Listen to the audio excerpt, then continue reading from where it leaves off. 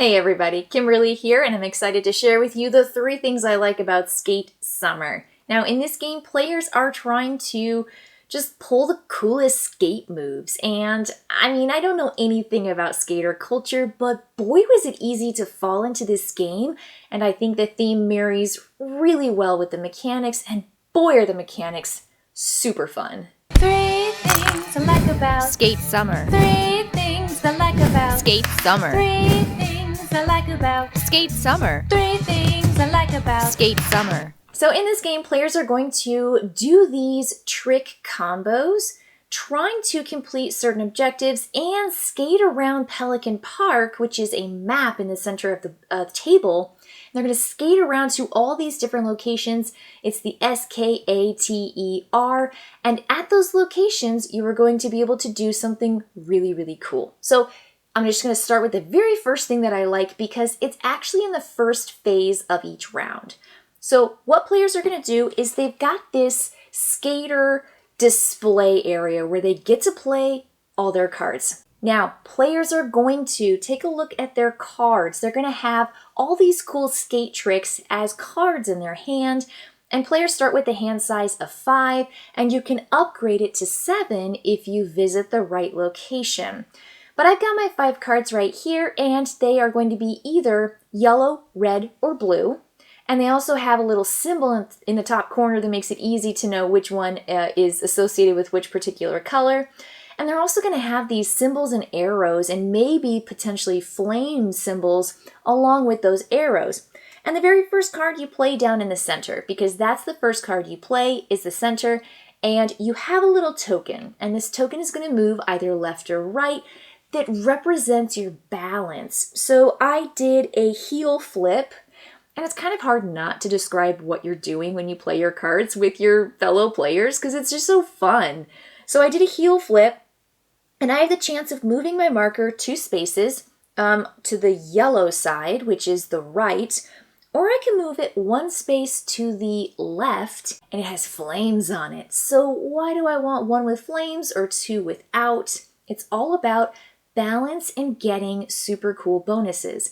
Now, those little flame tokens are really, really helpful in the second phase of every round. So getting those is helpful if you cannot essentially spill. Like if you bust or if you get imbalanced, you essentially just fall over and your whole playing cards and pushing your luck is over. So I just want to move mine 1. I'm going to get my little marker and I'm going to move it 1 to the left, and I'm going to get that flame token. Now, after every player has played their card and adjusted their track to see where they're being imbalanced or not, one player is going to take the dice. They're going to roll 1 white die, and this has either the plus or the minus on it, which means if you do plus, you go towards the right, and that's the yellow side, and if you roll on the minus, it's going to push you further to the left side, which is the pink side. And you will roll 1 lightning die, which is a pink die, for every single card. So we all played 1 card. We're going to roll just 1 pink die, and we're going to roll the white die. And we're going to find out how all of our choices are going to be affected by just a little bit of something else, a little bit of luck. All right, I rolled the plus side with nothing. So if I'd rolled a lightning on that pink, we would have gone plus and moved it 1 space closer to the right. But because nothing was rolled with the plus side, nothing happens. We all take our cards and we're going to play another card out. So now I'm going to play, let's see here. I'm going to play method, and I'm going to play method on whichever side I want to pick the arrows of. Now, if I put it on the right side, I have to do the right arrow action, which is that yellow side. But I can take the same card and I can say, oh, I want to play it on the left side, and I want to do the left actions. But I'm actually just going to put it on the right because it says I move 1 space to the left, which is the plus side, and I take a little box. And all that means is I have 1 box towards earning hopefully the majority of that symbol. There are 3 different symbols in the game, and if I get the most of the boxes, I get 8 victory points. And so you're trying to collect these, and you're trying to reach those goals of getting the most of the boxes, the little circle-y things. There's little circle-y things, and then there's water bottles. So I wonder what the circly things are, but that's what those 3 symbols are. Okay, now we're going to have 2 pink dice and the white die, because we've all played down our second card, and we're going to roll the dice and see, okay, how are we doing? I rolled plus sign with 2 lightning bolts. I go move, move. Now, if I ever reach the skull symbol, when I move my marker, I tip over, I bust, I fall over, like I just am done.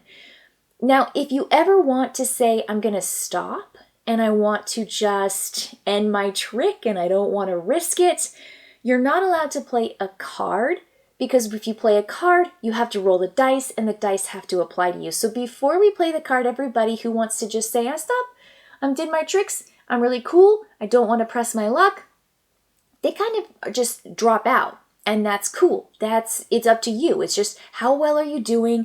What kinds of tricks are you doing? How do you feel like you're doing on your balance?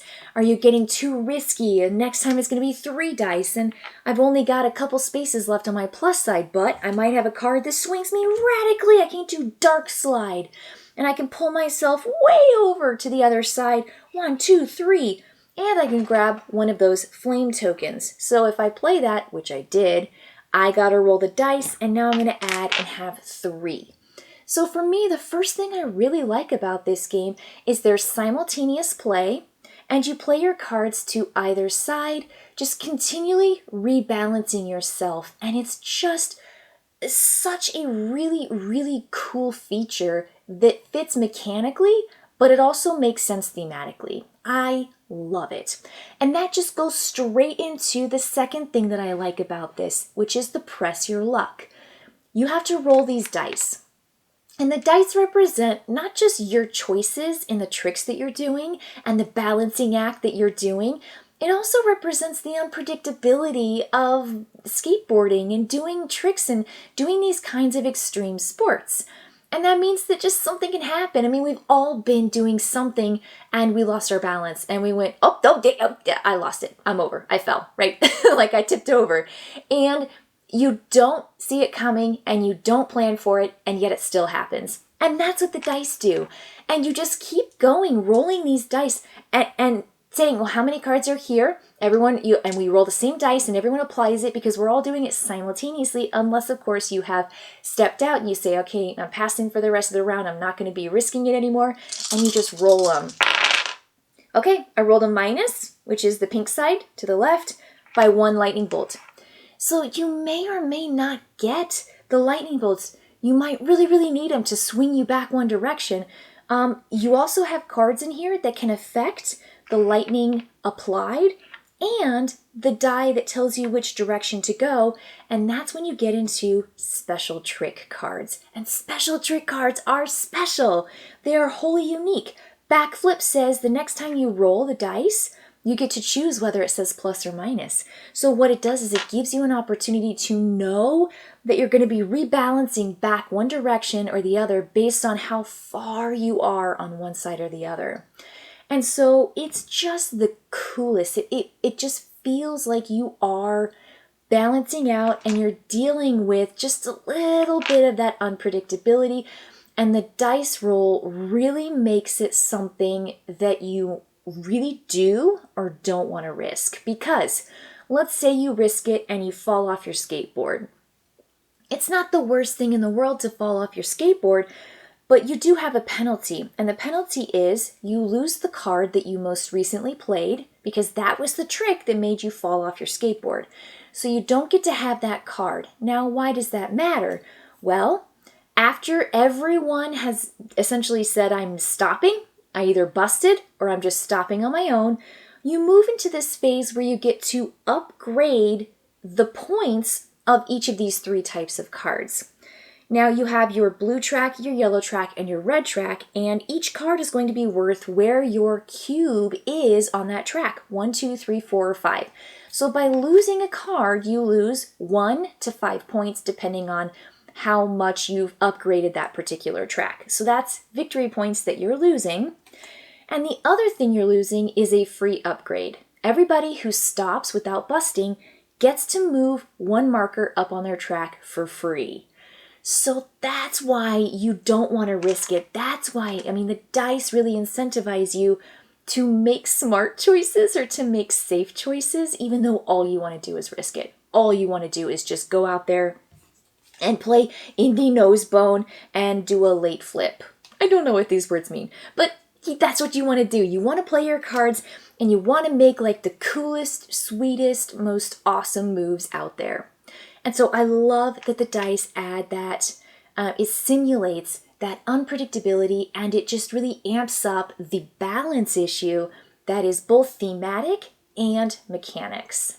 Now, the third thing that I really like about Skate Summer is that you get to upgrade your personal playing area up to 7 different locations.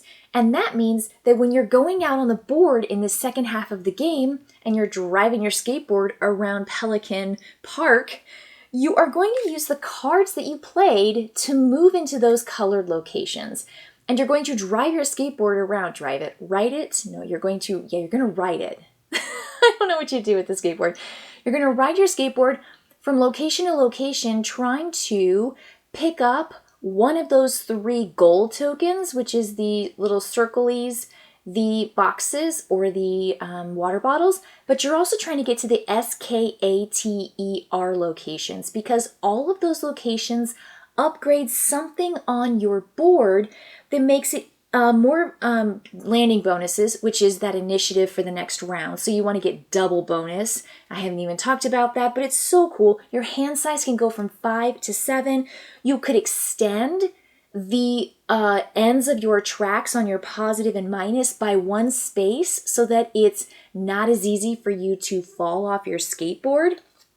You can move in the spaces that give you a chance to get those special tricks, because you trigger special tricks by playing further over on the left or further over on the right.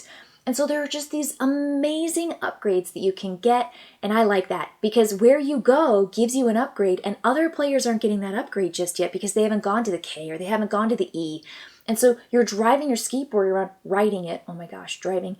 You're riding your skateboard around and you're going to these places. And so while I might have a really cool upgrade that someone else doesn't have, they've got something else that's really cool that I wish I'd gone there first. I'm like, wow, I should have done that. What was I thinking?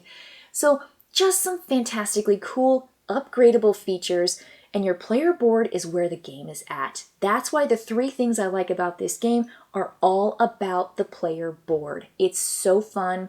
It's just wholly thematic. And normally when I play cards in these games, I don't actually get into the details. Well, I do with Obsession. I love reading the cards and talking about it and getting into, the theme. But sometimes the theme doesn't feel wholly, connected or close or interesting. It does here. And again, I'm like the furthest away from a skater. Full cab flip, primo grind, switch stance, 360 flip. Yeah, that rolled right off the tongue for me. But these tricks are just something else. It's loads of fun. I love the push your luck.